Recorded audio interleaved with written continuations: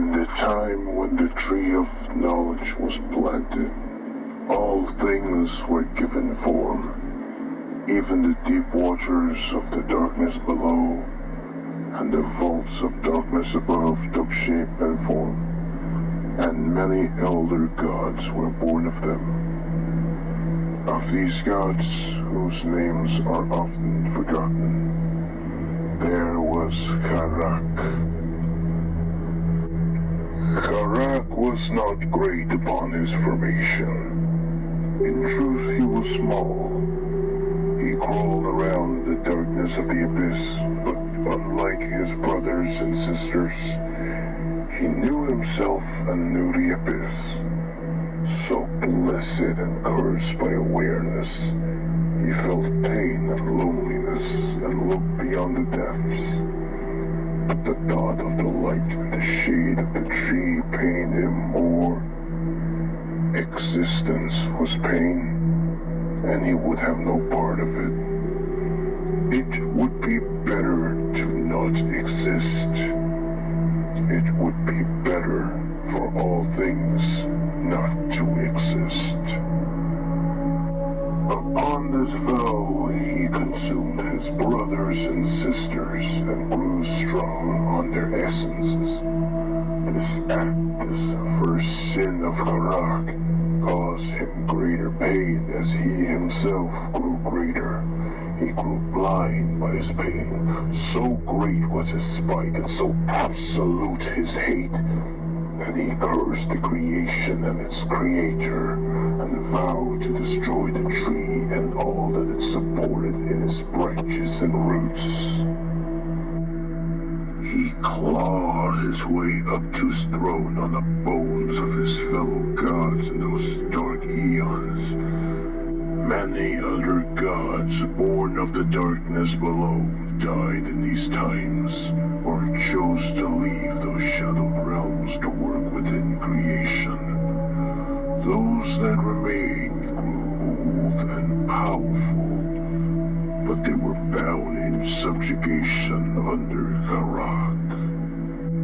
When there were no more gods to subjugate in the lower realms, Djoric declared himself king of the darkness below, and took the name Hanithagor and set the boundaries of his kingdom. This kingdom he built to bring utter despair to those who lived among the trees, in its roots and branches, to share his pain with all of creation as he destroyed it. He diverted many souls to his realm, delivering pain untold upon them as they were stayed from their true rest. With the borders of his realm set down, the king declared war. His servants, and there were many, those births of the darkness below, or those that had fallen to the king's service, surged out of his kingdom. And there was war with creation. This war continues to this day, and shall not end until the end of all things. Of the gods the king had subjugated, Sana was considered to be the wisest and most beautiful. She had not remained in the king's realm willingly, but her escape had been prevented by circumstance. She obeyed the king with her words, but not with her soul, and for this goodness she is mourned. With the war declared, the king took Sana by force, and lay with her for 7 days and 7 nights, until the mother of those beneath us was broken beneath the king.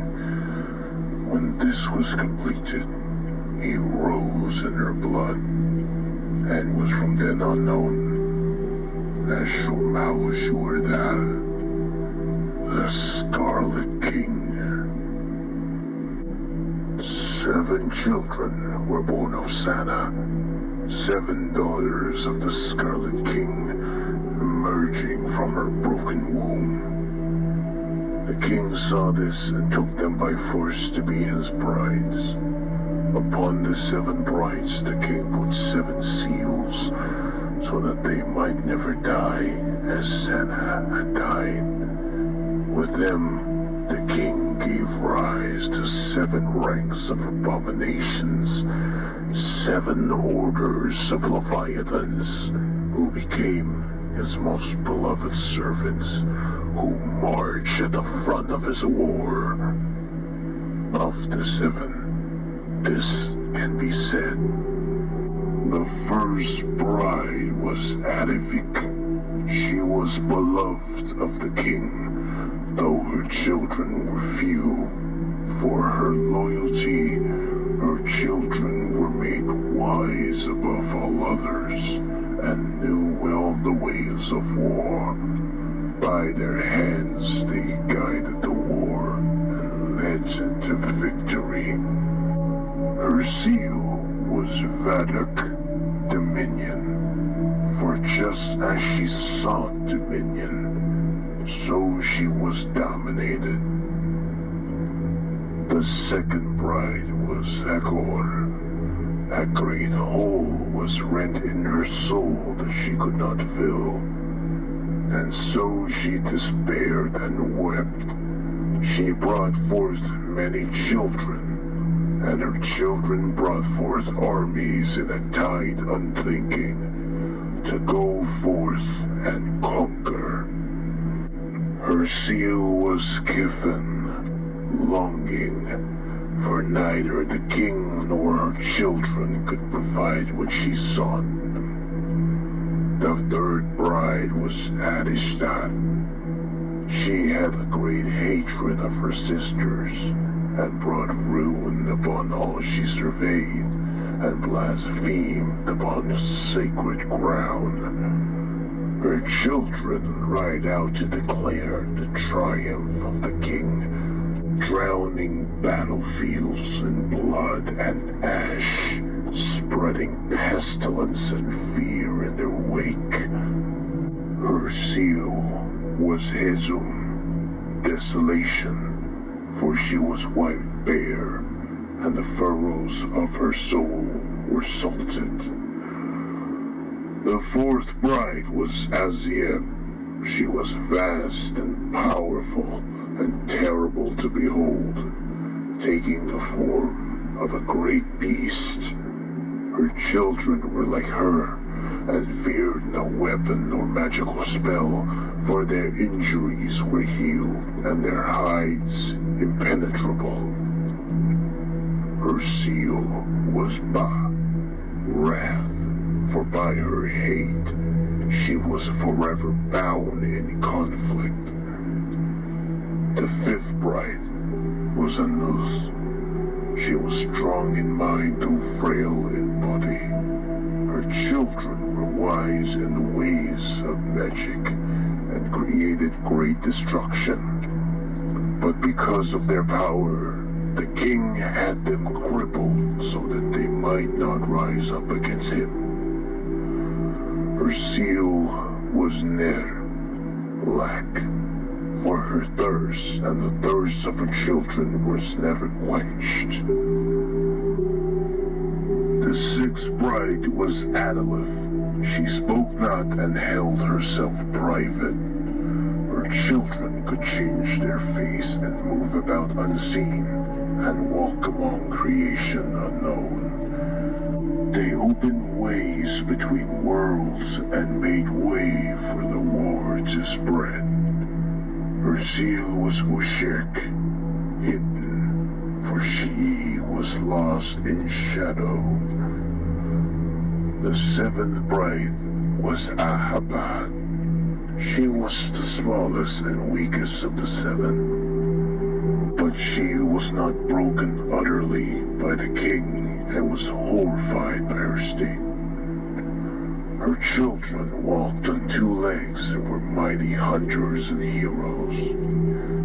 She taught them in secret, hoping that they might destroy the children of her sisters and overthrow the king. They are few, and they have failed. mercy was Suki. Hope, for she was doomed to know of what she could not achieve. The 7 brides sealed forever. The legions of their children spread out and added their strength to the war. Worlds that had resisted the dark gods of the king fell under the weight of ceaseless assault. The roots of the tree rotted, festered with the king's spawn. The ways became treacherous and poisoned to where travel could only be made by the blessed, the brave, and the mad. The king's realm grew fat with damned souls, and the places of rest waned in strength. Few souls managed to escape that fate, but even in death, many still fought. Many gods fell to the service of the king. The grinding machinery of the factory who consumed all lent its mindless strength in blood and steel. The king on the gallows, he who was hung, tore the tree's knowledge from within. The prince of many faces warped the wills of mortals, and Moloch, the Horde One, brought forth their shame. Many more whose names have been erased also serve. The king's many mortal servants recreated the establishment of his line in living effigy. It shall not be said that the king was unopposed in his conquest. Many gods and heroes among mortals strung back at the invasions of their worlds, serving under countless banners.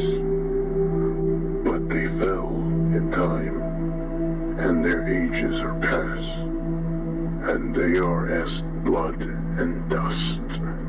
The king and his armies approach the taproots, the center of worlds, in all his wrath and all his hate and all his spite.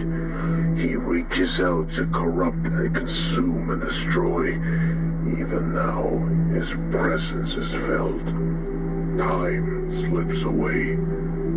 The brass goddess is broken. The serpent has fled. The heroes are gone. The children of Ahaba have been slaughtered to the last. The king's servants are already here, making straight the path for his arrival. With this arrival, the tree shall die, and all creation shall die with it. High above, the brothers of death watch the war unfold, hovering over the depths, as they always have. They know the outcome of the war, for they are the end of all things, but they do not speak of it. There is little more to be said.